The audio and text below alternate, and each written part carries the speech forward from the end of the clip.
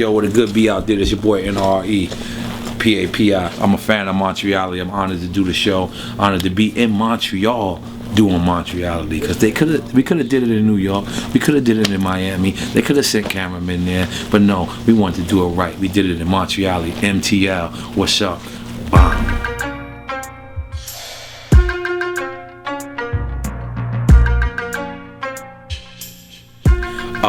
I was a student in the classroom that I used to I never started to pass the notes, but I was like the person you pass the note to, and then I pass it to the next dude, and or the next chick or whatever. I was that dude. I never had a job. I had one job. I was a delivery boy for an establishment called Six Brothers. It was located on 98th Street and 57th Avenue. And that's my only job, and even that was under the books. I never got actually paid through a check or nothing like that. So, well, my first check from rap was a small check. After that, my first big check was the signing of the N.O.R.E. Album, and I believe the first thing I bought was a GS Lexus 400 1998 silver, black tints. Rims, but the rims came from the dealer. I didn't know at the time. That was an asshole move. Wood grain and everything. That was like my first big purchase. Yeah, I enjoy reading books, but I enjoy reading books that relate to me. Like I enjoy Donald Goins. I enjoy like The Pale Horse. I enjoy Malcolm X, the autobiography of Malcolm X. I enjoy books about Marcus Garvey, Haile Selassie. I like street novels. I like things about like the hood and stuff like that, and like people's struggle, as opposed to, you know, reading Sex in the City or something like that. I am writing a book, and it was tentatively called Fuck Fame, but I think it's going to just be called Victor Santiago, The Life and Times. It was a person who came out with a book, and my part of the book, when he spoke about me, most of it was, I won't say lies, but fabricated stories. And I figured, you know what? Why not do the total opposite? Why not come out with a book, but, you know, not really drag people under the dirt, and just really just tell the truth and really just be reality. And the book kind of started out like a bunch of interviews, and the guy was like, yo man, you know, all these interviews, we're like halfway done on the book, why don't you just do it? So it was tentatively called Fuck the Fame, but I started to see a lot of people are saying fuck the fame, and I don't want to be like nobody else. I never did, you know what I mean? So hopefully we'll be done soon with it. What do I think I was in a previous lifetime? I think I was a Buddhist. You know, I think I was a person of peace. I think I was a person who prayed a lot, and because I feel that tranquility, I feel portions of that in this life. So if I was somebody else in another life, I think I was a Buddhist, maybe the kind with the stomach and all that. My favorite cartoon character of all time would have to be Bugs Bunny. Simply because Bugs always was ahead of Daffy Duck, he always was ahead of Elmer Fudd, and he was always the one planting the joke. You know what I'm saying? So that's my favorite. My favorite video game coming up as a youngin would have to be Super Mario Brothers, the original one. It still doesn't get old. You know what I mean? The realest thing I ever wrote would have to be Sometimes, and I wouldn't be able to spit it, but I'll kick you the chorus. It goes, sometimes I want to cry and pray. Sometimes I want you on lay. Sometimes I get drunk all goddamn day. Sometimes I want to go back around the way. Sometimes I want to go out and smoke. Sometimes I got money and I still feel broke. And it was a record that I made crying, you know what I mean? I basically kicked everybody out the studio and just really just indulged into spitting pain. A lot of times when you're an artist, it's about your imagination, and it's about the creative process you bring to it. And for this song, I didn't want to have an imagination or be creative. I just wanted to be, you know, 100% real, and that's probably the realest song I ever wrote. I think he's a smart idiot. You know what I'm saying? I think his comments were actually brilliant, but his actions were idiotic. You know what I'm saying? I get the fact that you want to be like, you know, Suge Knight and say something about a city while you in that city. I get that fact, but you actually was aggressive. Like if he would have said those same comments and been like, yo, this is y'all fault, you know what I'm saying, boom, boom, boom, boom, we would have been able to look in the mirror and been like, damn. But the fact that he was like, so what if y'all want to do something, like, that's not, you're not giving us advice. You don't give advice by saying, yo, if you don't do this, I'm gonna smack the shit out of you. You know what I'm saying? You'd be like, yo, I suggest you don't do that. That's advice. That's positive feedback. So, like I said, I think his actual comments, and I don't think he meant disrespect. I think that he was also trying to show that he's not a sucker, but that's not the time to show that you're not a sucker. You know what I'm saying? If you're gonna say something about somebody's city while you're in their city, you should be respectful about it. And of course, me being from New York, I was affected by it, and I didn't like it at all. But after hearing his comments and hearing him and Mano on the tour, I feel like that's what he was trying to do. He was trying to say something positive. He said something smart, but he said it in an idiotic way, because you can't be standoffish. If I'm trying to show you love, I can't say, yo, take this love. But if you don't take this love, then fuck you. Because then I'm gonna be like, fuck you back. You know what I'm saying? So that's how I feel. Well, I don't compare it at all, because I believe that he piggybacked off of what Kendrick did.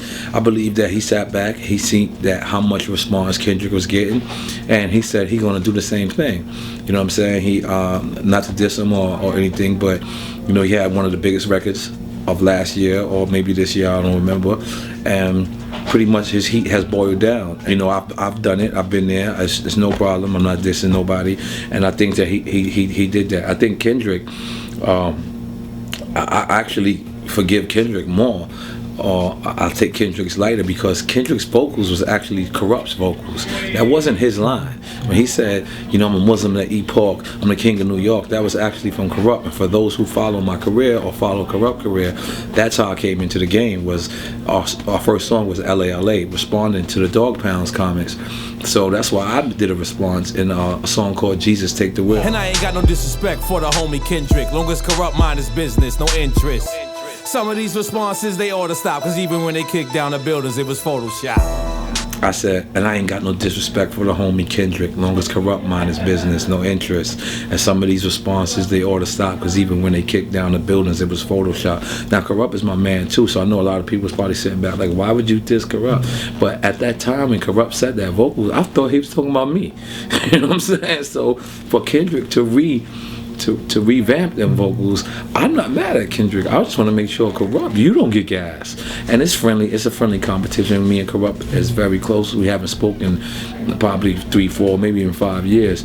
But I want him to know that my competition of spirit, without the guns, without the beefing and all that, I'm still very much alive. You know what I mean? And Corrupt could rhyme like a motherfucker. So it took a lot out of me to do that. But check out the joint, Jesus Take the Wheel. Featuring my man Rex. Was Biggie's reaction? Biggie loved it, you know what I'm saying? Biggie was, I remember seeing Big in the tunnel. He was like, yo, you know, good looking, you know, for saying something back. But at the end of the day, I think that Big didn't really like the record, what it represented, because what Tupac was accusing Biggie of, Biggie really didn't do it, you know what I'm saying? But behind the scenes, Biggie was like this, you know what I'm saying? But publicly, he never bigged up LALA. I think when we dropped the War Report, it not only revived the New York scene, but it also reinstated it. It also, you know, gave it more power. It gave it, because at the time, you know, Puff Daddy was doing wonderful. He was doing excellent, but it's just that he represented the opposite of our culture. He represented the opposite of what we stood for. Like, he was rocking shiny suits and Versace and, you know, Moschino and all this, while we were rocking, you know, cargo shorts and fatigues and, you know what I'm saying, and Carhartt things. So yeah, War Report, this is something I'm always gonna be proud of. Absolutely. I think that, you know, a lot of people look at Wu-Tang Clan and they say, you know what, Wu-Tang got 9 members and it's hard to, you know, keep them all together. And a lot of people don't really realize that when you have 2 personalities, you got 2 people in a group with real strong personalities that both alpha males, it's pretty much the same thing as having 9 people who's out of control. And we just couldn't get on the same level. Even now, like we spoke about, you know, rocking with CNN and spoke about doing it, but we haven't been able to, you know what I'm saying? So I don't want it to be something that you sitting around holding on to. So if I have to move on, I will move on, but Capone will forever be my brother. But if he gets ready and I'm ready, I'm more than willing to do another CNN album. Well, I was actually never signed technically to Rockefeller or Roc La Familia, But I had a great relationship with Jay. Just unfortunately, I also had a great relationship with Dame, and unfortunately, I did not know that they was breaking up. So the whole time I would be, kicking it with Jay and drinking beers with him, and I would be drinking champagne with Dame Dash, and not knowing that there was bickering and there was quarreling going on behind the scenes. But for the most part, I loved when they were together, you know what I'm saying? Separate, I could still see them being very strong, and obviously, Jay is still doing a whole bunch of things to add to his accolade collection, as well as Dame. Dame is still behind the scenes, but I'm a fan of the original Rockefeller. I'm a real fan of when everybody was together and both CEOs was together, and I can't forget Biggs, you know what I'm saying? So that's what I was a real fan of. So, but I was glad to spend those times with them guys.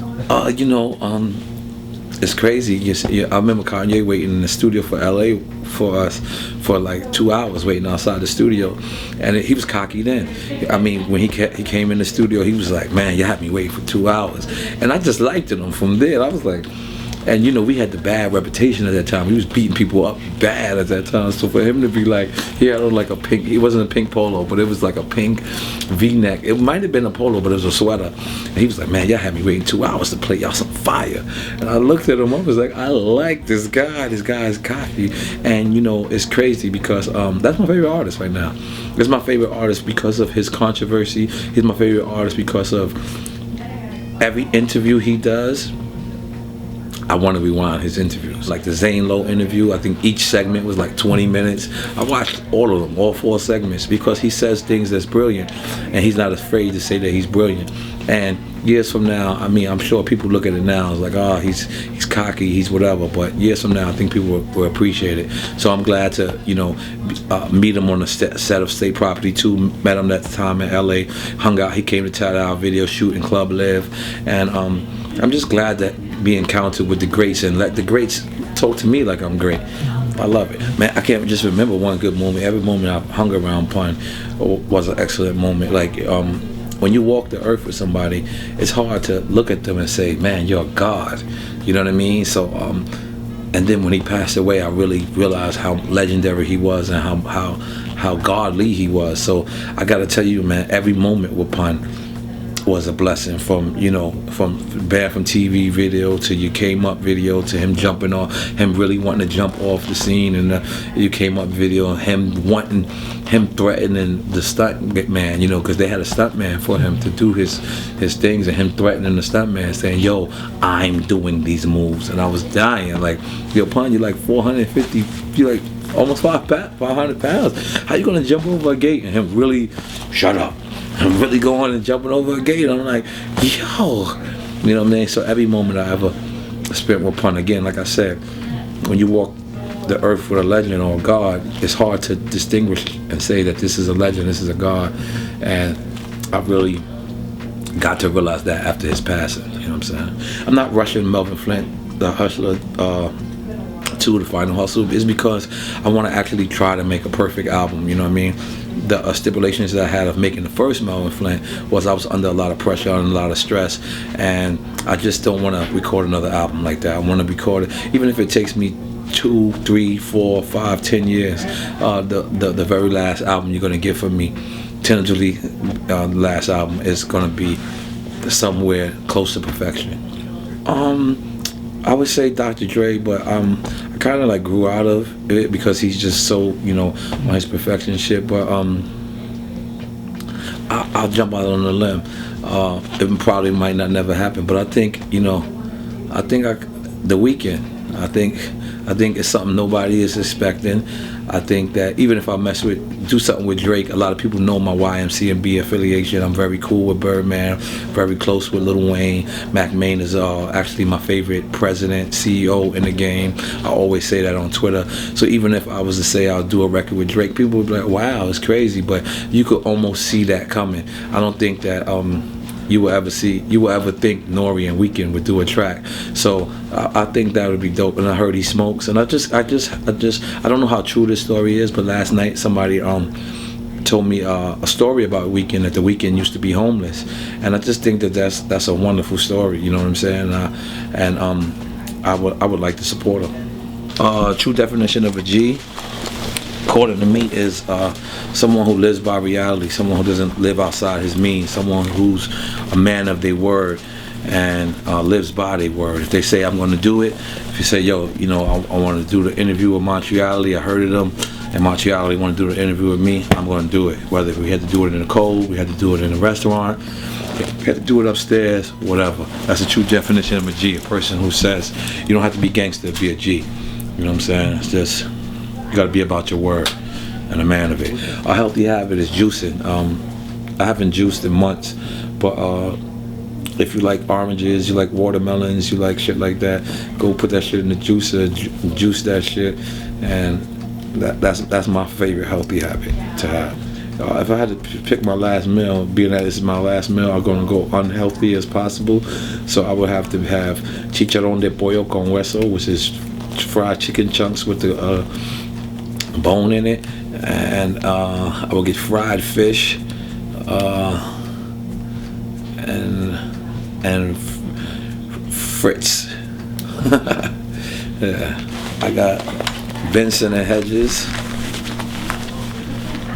I got a little bit of money just for change in this pocket. Let's see. iPhone 5S, by the way, fingerprint edition. Okay. I got a wallet with a little bit of more cash in there. A little bit. No, I'm not gonna show you my bank cards and credit cards. I got change in there because it's a European style wallet with the change in the front. That's in my back pocket. Let's check it out. This is my last pocket now. Oh. And just more money. That's it. Very simple, guy. The new Hondos. That's it. That's all I got in my pocket. My message to the youth is to always be who you want to be. You know, at times, it might look cool to want to be the next man, but you never know if they want to be like you. So the more you be like you and the more you perfect you, you never have to try to be like anybody else. You know what I'm saying? So work on you, try to perfect you. You'll never be perfect, but the more you try being perfect, the more that you'll come close to that. So, you know, be yourself, and you know what I'm saying, and never try to be anybody else.